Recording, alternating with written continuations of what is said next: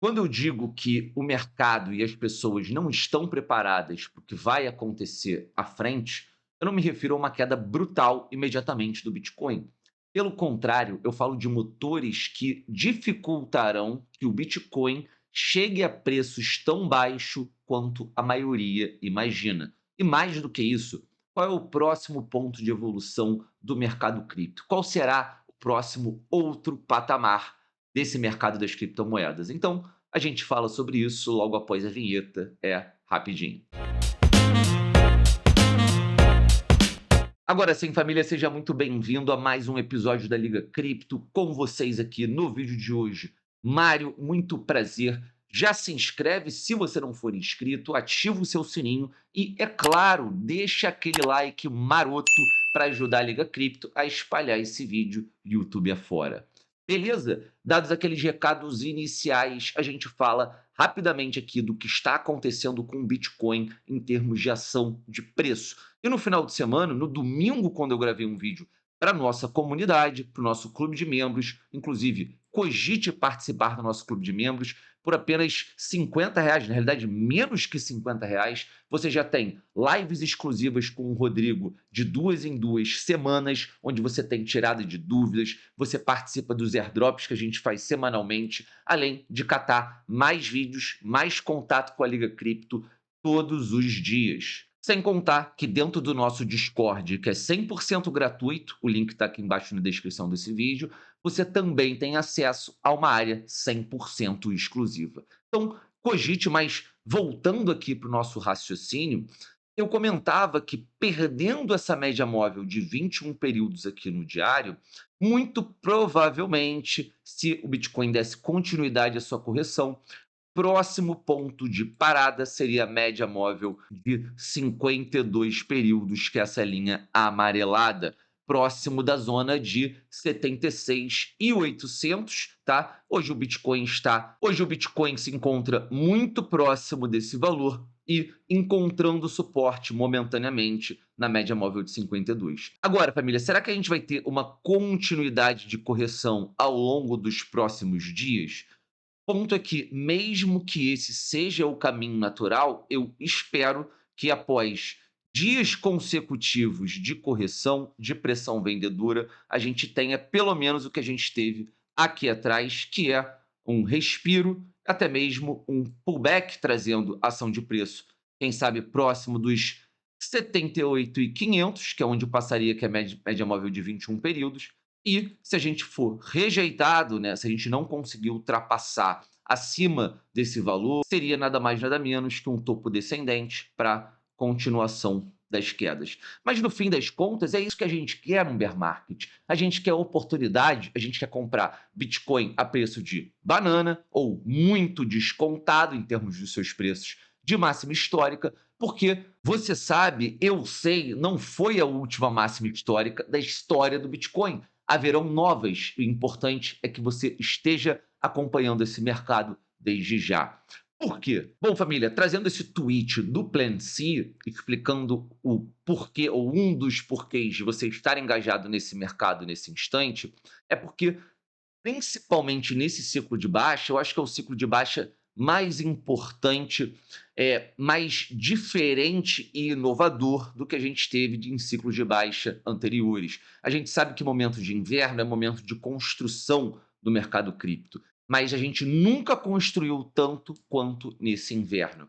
E uma das dinâmicas novas do mercado é que o Michael Saylor tem feito com as suas ações preferenciais, conhecidas como Stretch, que eu inclusive já fiz um tutorial aqui no canal te ensinando como você pode comprar esse Stretch de maneira 100% descentralizada, sem burocracia.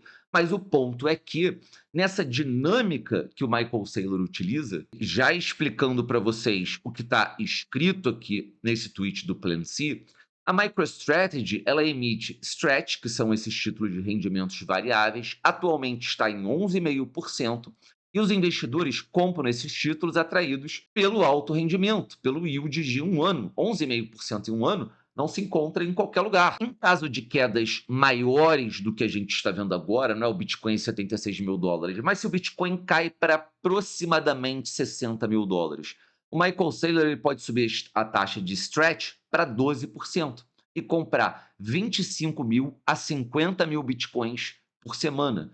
Nessa semana, se eu não me engano, ele já comprou 28.000 bitcoins e o preço do Bitcoin está acima de US$ 75.000.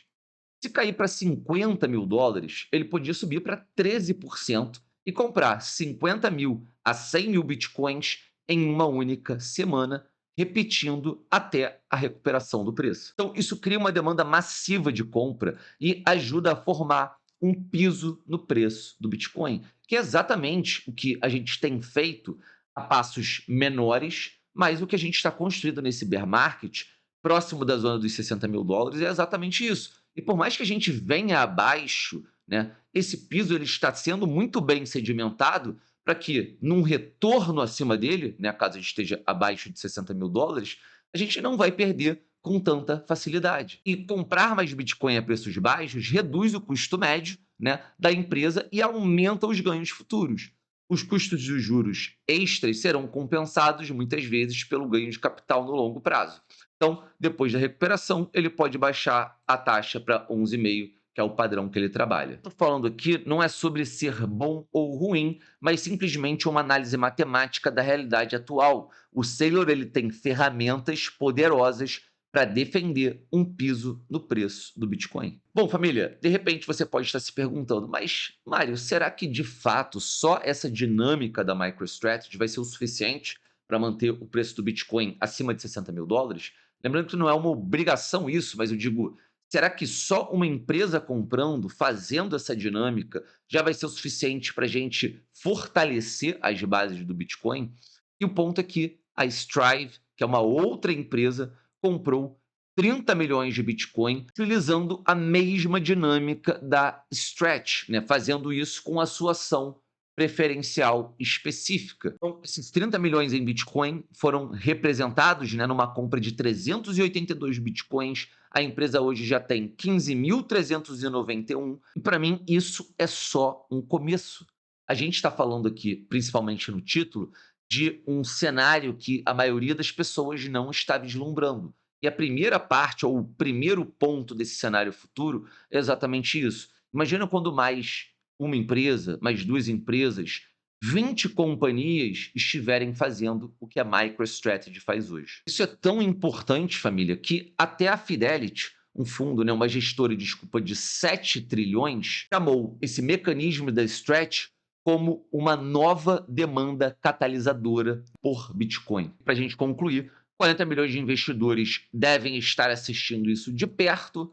O playbook, né, o manual do Saylor, ele está se espalhando. Isso não está precificado ainda. E família, outro ponto desse vídeo que, na minha opinião, também não está sendo precificado e é uma realidade para o futuro é esse outro fato aqui. Como o Merlin traz aqui, lembrem o que o Bitcoin, né, o que o ETF do Bitcoin fez.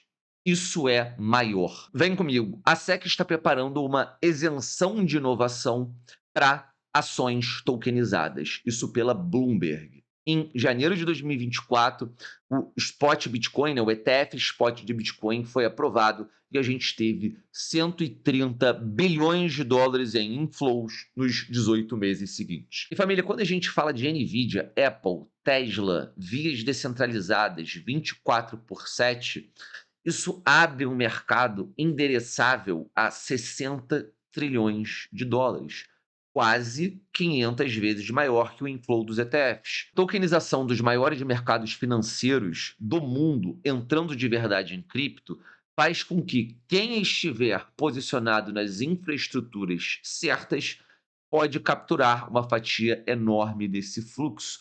É um dos maiores catalisadores institucionais já vistos no setor. Então a gente tem um mecanismo, uma dinâmica muito forte, né, fora a demanda para o Bitcoin, de interesse compra do Bitcoin, e ao mesmo tempo a gente tem não algo voltado para altcoins, mas talvez seja o novo setor de altcoins dentro do mercado cripto. O que eu estou querendo dizer com isso? Na verdade, a gente está trazendo produtos tradicionais, mas junto com esses produtos vem o seu lastro financeiro. tudo que a gente vê circulando em finanças tradicionais vai passar a circular dentro de blockchain, 24/7. E a gente está falando de um movimento, como diz aqui, 460 vezes maior do que o ETF do Bitcoin desbloqueou em 2024. O mais legal, família, é que você não precisa nem se perguntar se isso vai acontecer, porque já está acontecendo. Uma notícia de hoje, quentíssima: Polymarket faz parceria com a Nasdaq Private Market, permitindo que usuários tradem companhias privadas dentro do próprio Polymarket. Bom, família, a gente está vivendo uma época em que hoje mais americanos têm Bitcoin do que têm ouro, como divulgado pelo reporte da River em meados de 2025.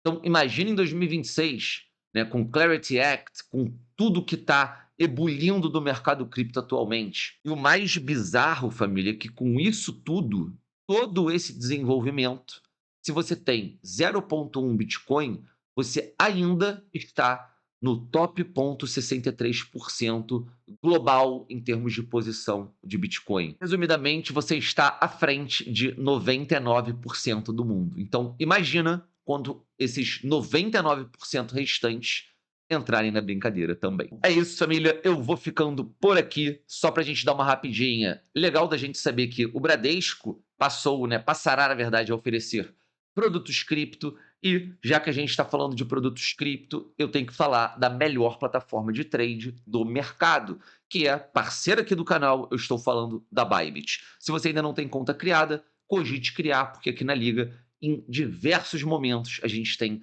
várias promoções que só usuários aqui da Liga Cripto que criaram sua conta com a gente podem usufruir. Além de, é claro, airdrops semanais de Bitcoin e Ethereum. Então, vem comigo, vem com a Liga. Grande beijo, grande abraço. Até a próxima. Fui!